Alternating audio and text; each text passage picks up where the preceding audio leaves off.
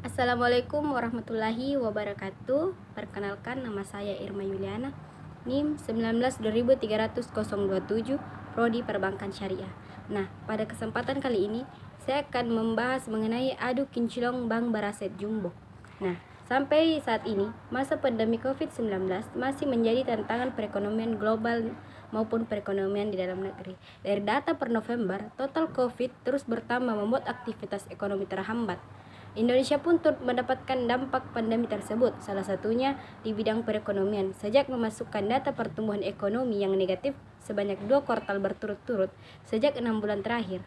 Namun akhirnya pada 6 bulan terakhir ekonomi pun kini mulai membaik. Adapun dari segi dampak pada perbankan, tercatat 5 bank jumbo di Indonesia, diantaranya Bank BRI, Bank Mandiri, Bank BCA, Bank Tabungan Negara, dan Bank BNI.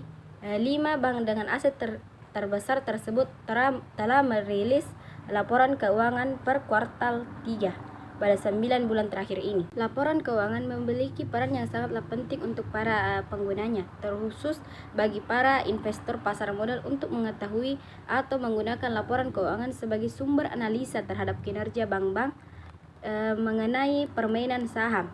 Bagi para investor, kinerja bank-bank besar ini tentu menjadi perhatian utama untuk bisa mengetahui saham bank apa yang menarik untuk dikoleksi, hingga memprediksi seperti apa arah pergerakan indeks harga saham gabungan ke depannya. Mengingat sektor perbankan merupakan sektor yang memiliki bobot besar di indeks harga saham gabungan. Nah, laporan keuangan merupakan gambaran utama dari pelaporan keuangan yang berperan sebagai alat komunikasi informasi akuntansi kepada pihak-pihak eksternal. Dari penjelasan tersebut dapat dikatakan bahwa laporan keuangan ini sangat berguna untuk pemakainya, terutama bagi investor karena memiliki nilai prediksi. Selanjutnya kinerja Bank Baraset Jumbo. Nah, di sini saya mengambil sampel Bank BNI. Total aset di BNI naik sekitar 12,5% per tahun mencapai 916,95 triliun rupiah pada tahun 2020. Nah, mengenai kredit yang disalurkan, dari sisi penyaluran kredit ada pertambahan dari kuartal pertama ke kuartal kedua, yaitu 979,6 triliun rupiah menjadi 576,78 triliun rupiah, dan di kuartal ketiga akhirnya juga naik 5,61 triliun menjadi 582,39 triliun rupiah, atau ini juga naik secara year or year. Nah, kalau dilihat dari pendapatan bunga bersih per kuartal 3 2020, angkanya di 26,5 triliun rupiah, atau menurun kalau dilihat secara tahunan 0,8%, tapi secara bulanan angkanya naik 9 triliun dari kuartal 2 17,61 triliun, yang dari kuartal 1 9,54 triliun.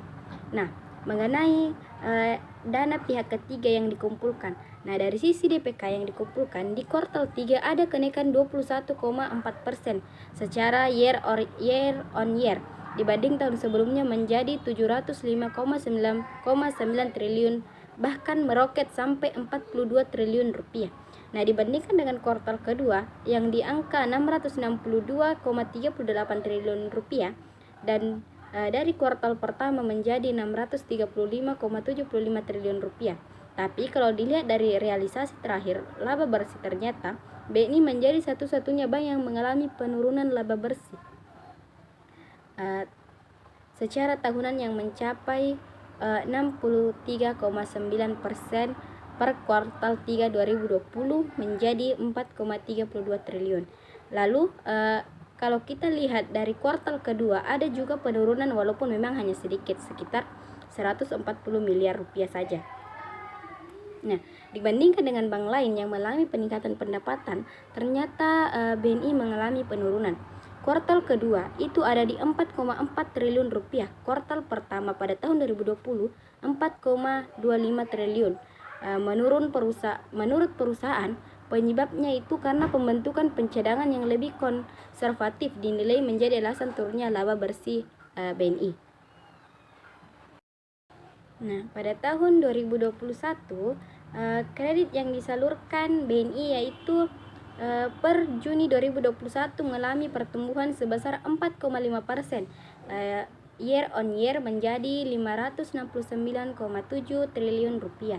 Nah, mengenai DPK yang dikumpulkan pada tahun 2021 yaitu dari BNI pun naik 4,5% secara year on year menjadi 646,57 triliun rupiah, sehingga total aset perusahaan tumbuh 5% menjadi 875,13 triliun rupiah. Nah, beberapa sektor usaha termasuk juga di dalamnya perbankan tentu saja mengalami dampak adanya wabah virus corona atau bisa disebut dengan COVID-19 ini. Nah, di sini agar sektor perbankan tetap dapat bertahan di tengah wabah yang mendunia ini, maka setidaknya pihak dari perbankan memiliki strategi untuk bertahan di situasi seperti ini agar tetap eksis dan menjalankan tugasnya seperti biasa walaupun dalam keadaan yang sudah tidak normal seperti semula. Nah, jika bank ingin keluar dari kondisi pandemi atau setidaknya mengurangi dampak dari pandemi ini, maka bank sepatutnya tidak menggunakan metode atau cara-cara lama dalam memasarkan layanan produk dan jasanya. Nah, adapun strategi bank yang dapat dilakukan di tengah pandemi ini yaitu pertama, bank mengelola risiko maupun return yang didapatkan oleh bank dengan tepat. Yang kedua, bank harus fokus pada industri yang peluang untuk dibiayai. Nah, bank juga harus mempunyai perencanaan yang baik untuk menampik atau meminimalisir resiko yang akan datang atau yang harus dihadapi ke depannya. Nah, bank juga harus fokus pada nasabahnya, kemudian kemudahan dan kenyamanan serta solusi-solusi untuk masalah nasabah di tengah pandemi ini juga sangat berpengaruh pada kelangsungan perbankan. Yang terakhir dan yang paling penting, bank harus berinovasi dan kreatif.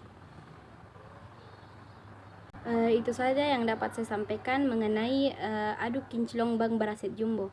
Lebih dan kurangnya mohon disempurnakan. Assalamualaikum warahmatullahi wabarakatuh.